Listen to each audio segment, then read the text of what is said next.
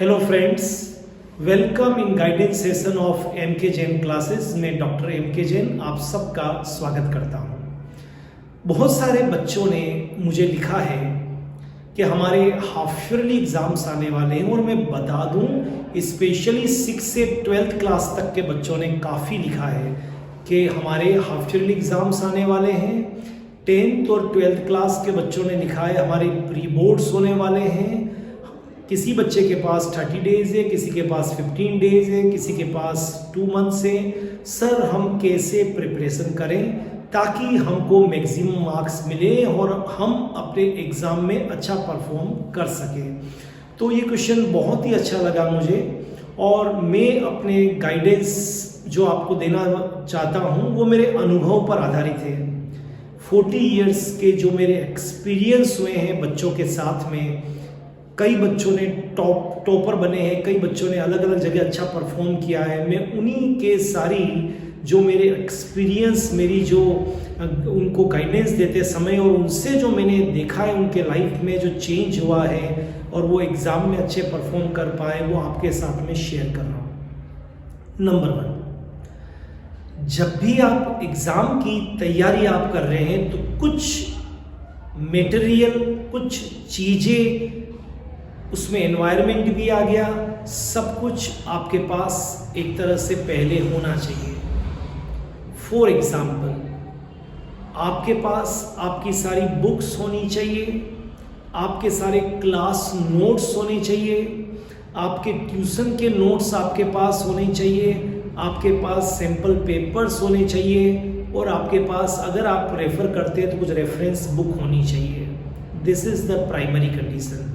आपके घर में जो आप पढ़ते हैं वो पढ़ाई का स्थान, जहां आप बैठ के आप अपनी स्टडी करते हैं, वो नियत फिक्स होना चाहिए। नॉट लाइक दिस कि आज यहाँ, आज वहाँ, आज उस कोने में, आज छत पर। ये अच्छी बात नहीं है। जितने भी सक्सेसफुल स्टूडेंट्स को मैं देखता हूँ तो उनके एक पढ़ने का, बैठने का नियत स्थान और समय होता है। तो दूसरी चीज़ है, आपके पास आपके घर पर आपकी टेबल, चेयर, सारे जो आपका मटेरियल है वो सब एक जगह होना चाहिए, राइट?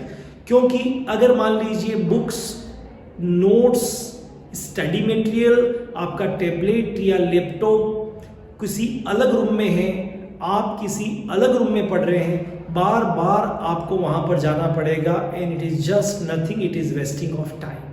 तो पहली चीज, सबके पास जो भी मटेरियल पढ़ाई से रिलेटेड है, व्हाटएवर जो भी कुछ है वो एक जगह होना चाहिए।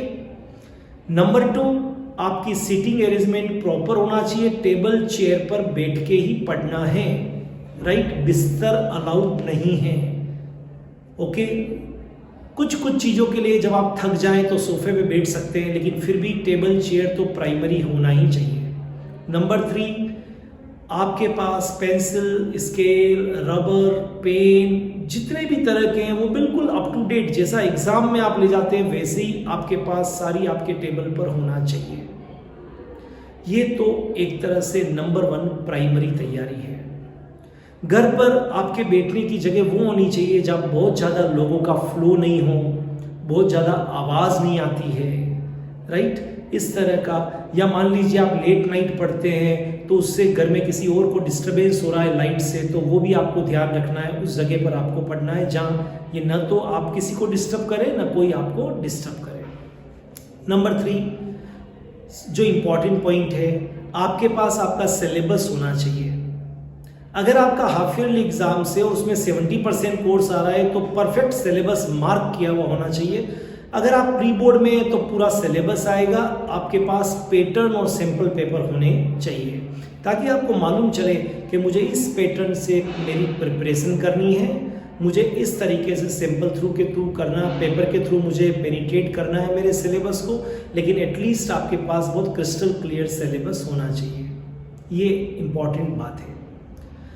जब ये सब चीज़ें आपके पास में हैं तो तीसरी चीज़ है कि आपका टाइम। एक होता है वॉल क्लॉक जो आपके वॉल पे लग रही है, एक होती है आपकी बॉडी क्लॉक। तय कर लीजिए में जो बच्चे प्री बोर्ड देने वाले 10th 12th वाले या हाफ ईयरली एग्जाम में नॉट लेस देन 6 आवर्स, आप किसी भी टाइमिंग में कैसे भी स्कूल में पढ़ रहे हो, आप 5 to 6 आवर पर डे अब आपको घर पर देना ही चाहिए। और ऐसा मैं इसलिए कह रहा हूँ क्योंकि कोरोना पेंडेमिक के बाद में जो स्टूडेंट्स आए हैं अपनी अपनी आगे की क्लासेस में, उनकी नॉलेज में, उनकी लर्निंग में, उनकी राइटिंग पावर में ज़्यादा प्रैक्टिस की ज़रूरत है, अदरवाइज वो अच्छा परफॉर्म नहीं कर पा रहे हैं और न कर पाएंगे। तो आपका बॉडी क्लॉक सेट होना चाहिए कि मैं 5 to 6 आवर्स इस समय पढ़ूंगा। वो टाइम भी फिक्स करिए। मान लीजिए आप लेट नाइट तक पढ़ने के आदी है तो तय कीजिए 9 बजे से लगाकर 9 to 10, 10 to 11, 12, 1 o'clock तक आप पढ़िए। 6 घंटे सोने के लिए चाहिए, सोइए, फिर सुबह 7 बजे 6 बजे से अपना दिन चालू करिए। बट एक टाइम फिक्स कर लीजिए कि मैं इस समय पढ़ूंगा ही, तो आपकी बॉडी उसके साथ एग्जाम के 15 दिन 20 दिन महीने भर जब भी है आपके एग्जाम, आपकी बॉडी उसके अकॉर्डिंग हो जाएगी। आपने देखा ना, बहुत से लोग ऑफिस जाते हैं, 9 o'clock 10 o'clock निकलते हैं, 5 o'clock आते हैं, पूरे जीवन 35 साल नौकरी करते हैं, वो बोर नहीं होते हैं क्योंकि उनका बॉडी क्लॉक सेट हो गया है।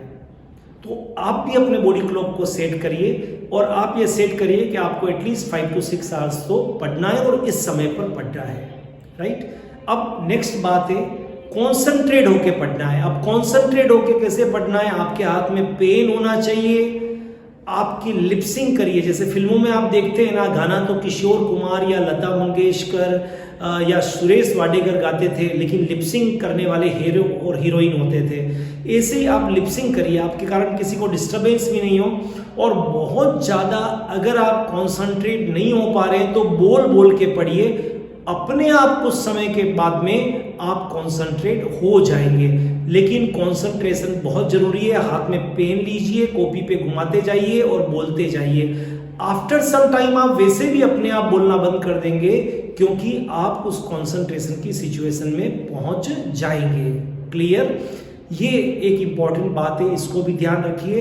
और फॉर्मूले, डेरिवेशन, न्यूमेरिकल, हाथ में पेन रखिए, रफ पेज रखिए, उस पर लिख लिख के करते जाइए। खत्म हो जाए फाड़ के फेंकिए, पर लिख के करिए, क्योंकि एग्जाम में सुनना नहीं है, बोलना नहीं है, एग्जाम में आपको लिखना है। तो लिखने की प्रैक्टिस पहले अच्छी होनी चाहिए। जो काम आपको एग्जाम में जाके करना है उसकी प्रैक्टिस आपकी अभी होनी चाहिए। नेक्स्ट लास्ट पार्ट में बता रहा हूं, टीचर पढ़ाते पढ़ाते बोलते हैं अपने एक्सपीरियंस से, this is very important for examination.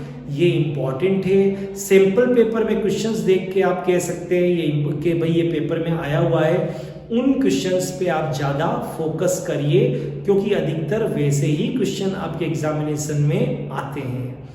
एक अंतिम बात मैं और यहाँ पर कोट करना चाहता हूँ कि बहुत ज़्यादा बुक्स की तरफ मत भागिए। Don't run after the books, notes.